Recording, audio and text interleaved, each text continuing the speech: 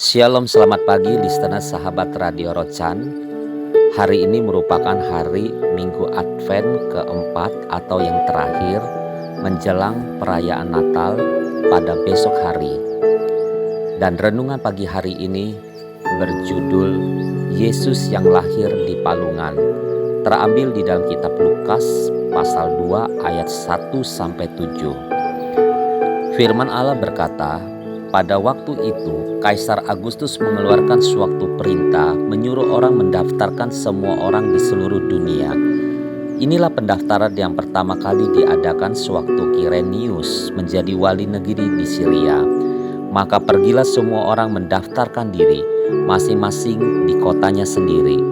Demikian juga Yusuf pergi dari kota Nazaret di Galilea ke Yudea, ke kota Daud yang bernama Betlehem, karena ia berasal dari keluarga dan keturunan Daud, supaya didaftarkan bersama-sama dengan Maria tunangannya yang sedang mengandung.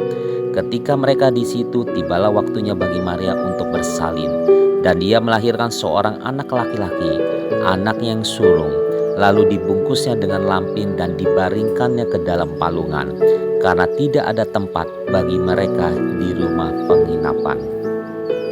Saudara-saudaraku yang terkasih di dalam nama Tuhan Yesus Kristus, kebanggaan kita adalah hidup ini adalah mempunyai Allah yang tidak hanya tinggal di surga di dalam kemuliaannya, melainkan juga mau turun menjadi sama seperti manusia, sehingga ia dapat merangkul manusia, dapat menuntun manusia, dapat memberikan kekuatan senantiasa kepada kita yang percaya.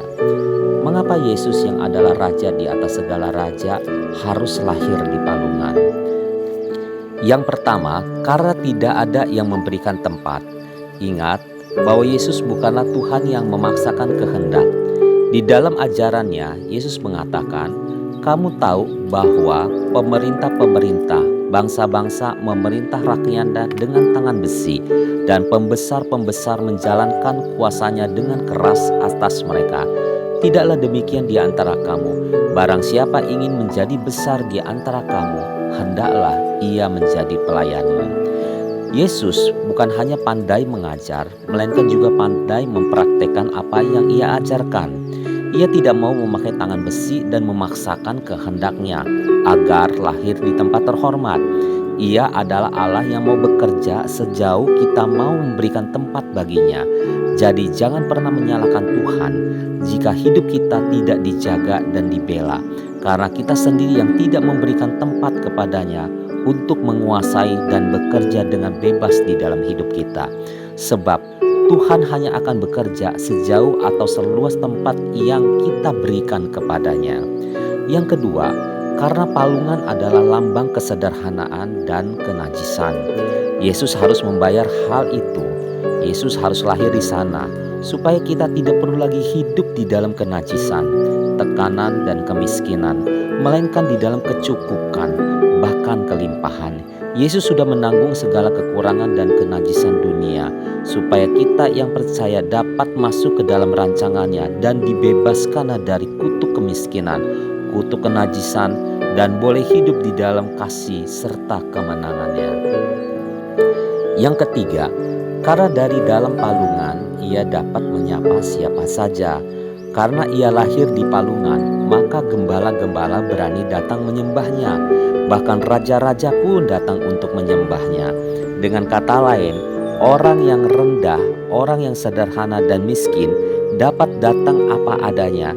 Tetapi orang-orang seperti orang Majus, raja-raja di timur itu harus merendahkan diri untuk dapat mengakui bahwa Yesus adalah Raja di atas segala raja.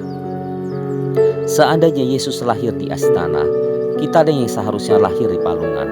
Seandainya Yesus dilahir di dalam kemuliaan, kitalah yang seharusnya lahir di dalam kenajisan. Tetapi puji Tuhan, Yesus telah menanggung segalanya bagi kita, sehingga kita dapat menikmati segala yang baik yang telah Ia sediakan bagi kita. Amin. Selamat beraktivitas. Sampai berjumpa pada besok pagi. Tuhan Yesus memberkati. God bless you.